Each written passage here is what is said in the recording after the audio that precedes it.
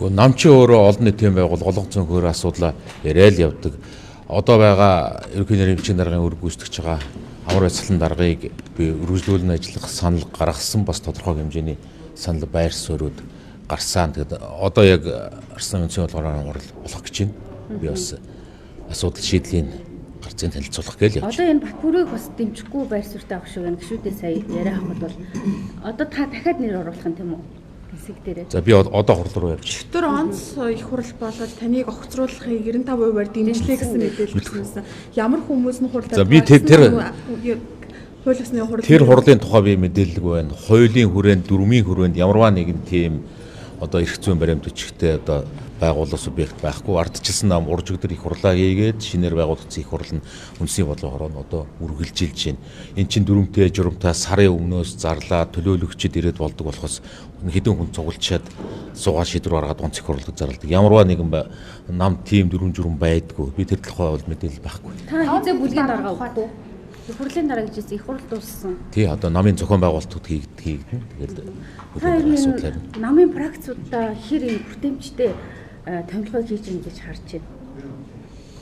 Ер нь цаашид арчилсан нам практикээс илүү тийм бодлогын клубүүд рүү илүү хуваагдаж одоо энэ Арслан намын үндэсний бодлогоор байгуулагдсан одоо залгаад бодлогын зөвлөлүүдэд одоо салбарлаж ажиллах ёстой гэж бодож байгаа. Энэ тал руу аль болох бодлогын зөвлөлүүдийг дэмжиж ажиллах юм чигийг цаашд барьж ажиллана. Танай намын зарим гишүүд ямар үндслээр таныг огцруулна гэдэг зүйлийг ярьж байгаа юм бол? Ямар гишүүд огцруулна гэсэн?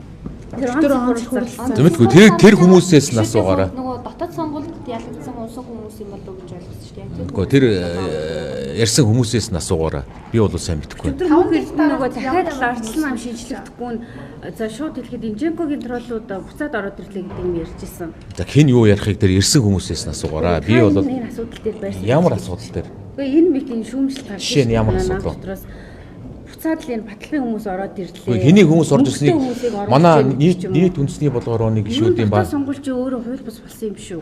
Дотоод сонгуул үндэсний бодлогын хорооны нийт 70% шинээр сонгогдсон. Энэний 60% нь нийт гишүүдийн 60% нь 39 хүртэл насны залуучууд байгаа. Ийм өндөр хэмжээнд шинжлэгдсэн. Тэр яг ямар залуучууд гарч ирснийг бид нэр тэрний энэний гэж би цоллохыг хүсэхгүй байна. Энийг уран нутгаас юм мундаг залуучууд л орж ирсэн. Одоо тэгээд аажимдаа ингээд танилцаад ажил төрлүүд байна. Танихаар одоо гинсэг хүн ямар байх ёстой вэ? Шаардлага та юу тавьж байна?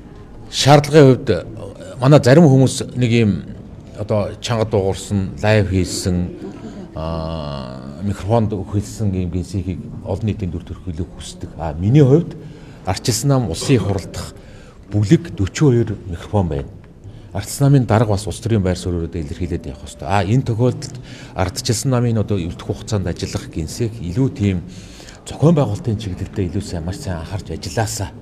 Арчилсан нам одоо илүү цэгцэрэг шаардлагатай хэрэгцээ шаардлага асар олон бий. Тэгэхээр Арчилсан намын шинээр томилогдох гинсэг зохион байгуулалт менежментийн ажил руу илүү төвлөрч ажилласаа гэж бодож байгаа. 42 гишүүний микрофоны хажуугаар 43 дахь болоод дахиад нэг олон нийт рүү гарсан дүр төрх мэдээж улс төрийн намд хэрэгтэй. Гэхдээ энэ цаг үед энэ бас чухал биш ээ.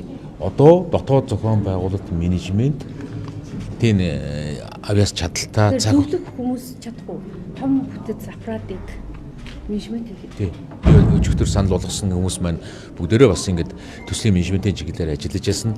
Илүү олон танигдсан гэхээсээ илүү зохион байгуулах ажил дээр амжилттай ажиллаж байсан туршлагатай түүхтэй хүмүүс гэж санал болгосон. Тэгэхээр санаачилсан үйлдэл Арслан намын гишүүд ямар байр суурьтай байна?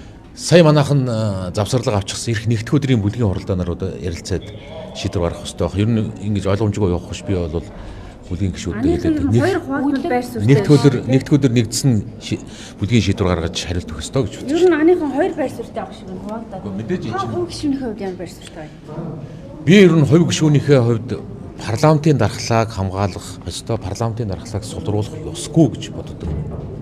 Тэгээд нарийн шийдлийг бас бүлгийн шийдвэр нэгдсэн шийдвэр гаргаад бүлгийн шийдвэрээ бас барьж байна. Энэ асуудал дээр нь одтой шийдвэр гарах уу бүлэг эсвэл задгаа саналтаа оруулах уу?